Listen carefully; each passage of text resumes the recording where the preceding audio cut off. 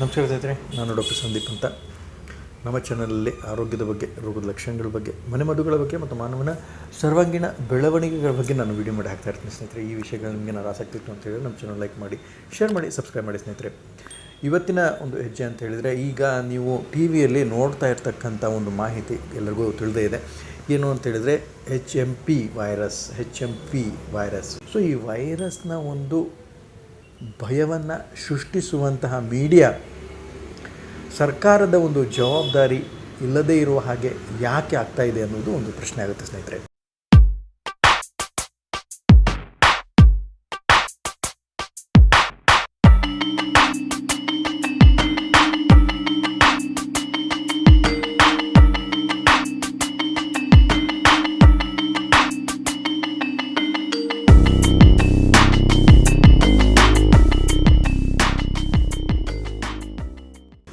ಯಾಕೆ ಅಂತೇಳಿದರೆ, ಈಗ HMP ವೈರಸ್ ಇರುವುದು ಎಲ್ಲರಿಗೂ ತಿಳಿದ ವಿಷಯ.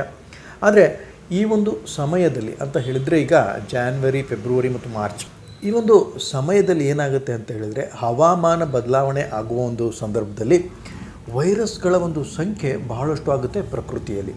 ಸೊ ಹೀಗಾಗಿ ಇದನ್ನು ನಾನು ಬಹಳ ವಿಡಿಯೋಗಳಲ್ಲಿ ಹೇಳಿದ್ದೀನಿ ಸ್ನೇಹಿತರೆ. ಯಾಕೆ ಅಂತ ಹೇಳಿದರೆ, ಈ ವೈರಸ್ನ ಬಗ್ಗಿನ ಭಯವನ್ನು ಸೃಷ್ಟಿಸಿ ಒಂದಿಷ್ಟು ಗುಂಪು ಏನು ಮಾಡ್ತಾ ಇದೆ ಅಂತ ಹೇಳಿದರೆ, ತಮ್ಮ ಒಂದು ವ್ಯಾಪಾರವನ್ನು ಅತಿ ಉನ್ನತ ಒಂದು ಸ್ಥಾನಕ್ಕೆ ಮುಟ್ಟುವಂತಹ ಒಂದು ಆಸೆ, ಒಂದು ಗುರಿಯನ್ನು ಮುಟ್ಟಲಿಕ್ಕೆ ಪ್ರಯತ್ನ ಮಾಡ್ತಿದ್ದಾರೆ ಸ್ನೇಹಿತರೆ.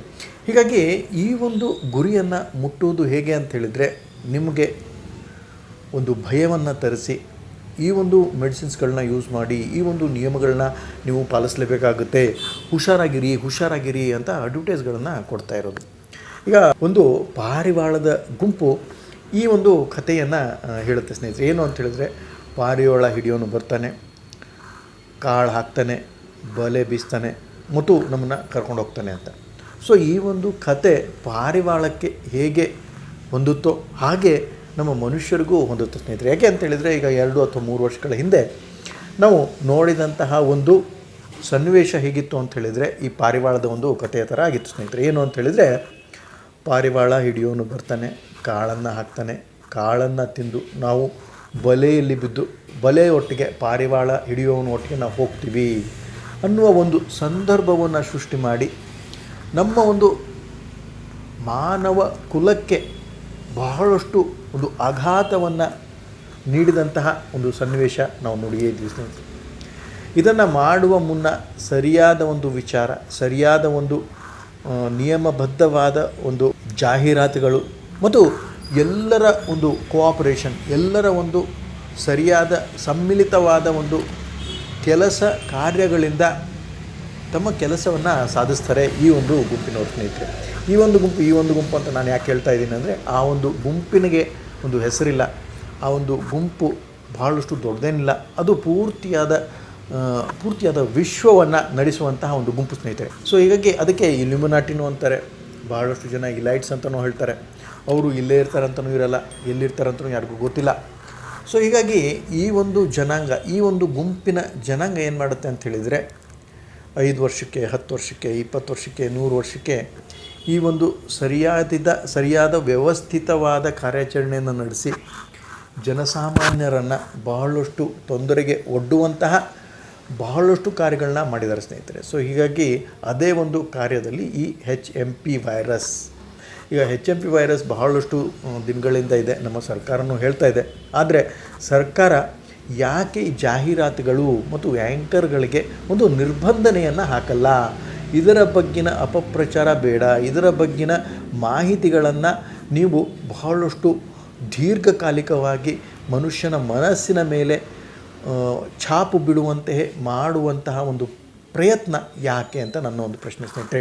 ಯಾಕೆ ಅಂತ ಹೇಳಿದರೆ, ಈಗ HMP ವೈರಸ್ ಇರಲಿ, ಆದರೆ ಆ ವೈರಸ್ಸಿಂದ ಹೊರಗೆ ಬರುವುದು, ಆ ವೈರಸ್ಸಿಂದ ಹೇಗೆ ನಾವು ದೂರವಿರಬಹುದು, ಆ ವೈರಸ್ಗೆ ಮೂಲವಾದ ಒಂದು ಸ್ರೋತ ಎಲ್ಲಿದೆ, ನಾವು ಏನನ್ನು ಮಾಡಿದರೆ ನಮ್ಮ ದಿನಚರಿಯಲ್ಲಿ ಈ ವೈರಸ್ನ ದೂರ ಇಡಬಹುದು ಅನ್ನುವ ಮಾಹಿತಿಯ ಪ್ರಚಾರ ಎಲ್ಲೂ ಆಗಲ್ಲ. ಯಾಕೆ ಸ್ನೇಹಿತರೆ?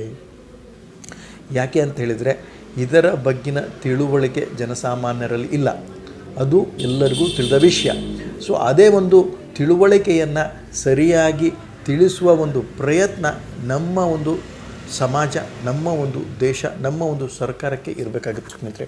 ಆದರೆ ಈ ಒಂದು ಜವಾಬ್ದಾರಿಯನ್ನು ಬಿಟ್ಟು ಈ ಒಂದು ಮಾಹಿತಿಗಳನ್ನು, ಜಾಹೀರಾತುಗಳನ್ನು ಹಾಕಿ ಆ್ಯಂಕರ್ಗಳಿಗೆ ಬಹಳಷ್ಟು ದೊಡ್ಡದಾದ ಒಂದು ಸುದ್ದಿಯನ್ನು ಮಾಡಿ ಜನಸಾಮಾನ್ಯರಿಗೆ ಮತ್ತು ಅದೇ ಒಂದು ಪಾರಿವಾಳದ ಕಥೆಯನ್ನು ಮಾಡಲಿಕ್ಕೆ ಹೋಗ್ತಾ ಇದ್ದಾರೆ ಅನ್ನೋದು ಒಂದು ಪ್ರಶ್ನೆ ಆಗುತ್ತೆ ಸ್ನೇಹಿತರೆ. ಸೊ ಹೀಗಾಗಿ ಈ HMP ವೈರಸ್ ಇದು ಫ್ಲೂ ವೈರಸ್, ಇದಕ್ಕೆ ಏನೂ ಶಕ್ತಿನೇ ಇಲ್ಲ.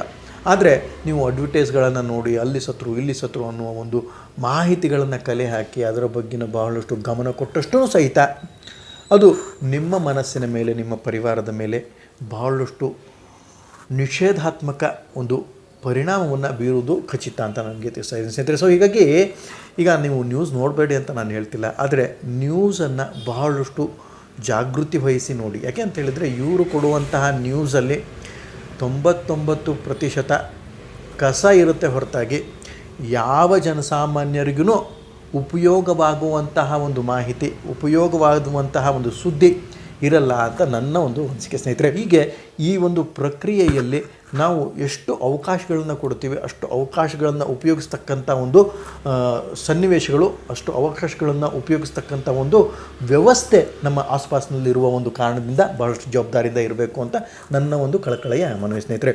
ಸೊ ಹೀಗಾಗಿ ಇದಿಷ್ಟು HMP ವೈರಸ್ನ ಮಾಹಿತಿ, ಇದನ್ನು ನೀವು ಎಲ್ಲರಿಗೂ ಕಳಿಸಿ ಅಂತ ನನ್ನ ಒಂದು ಕಳಕಳೆಯ ಮನವಿ ಸ್ನೇಹಿತರೆ. ಇದಿಷ್ಟು ಹೇಳ್ತಾ ಈ 2 ಮಾತುಗಳನ್ನ ಮುಗಿಸ್ತೀನಿ. ನಮಸ್ಕಾರ, ಧನ್ಯವಾದಗಳು.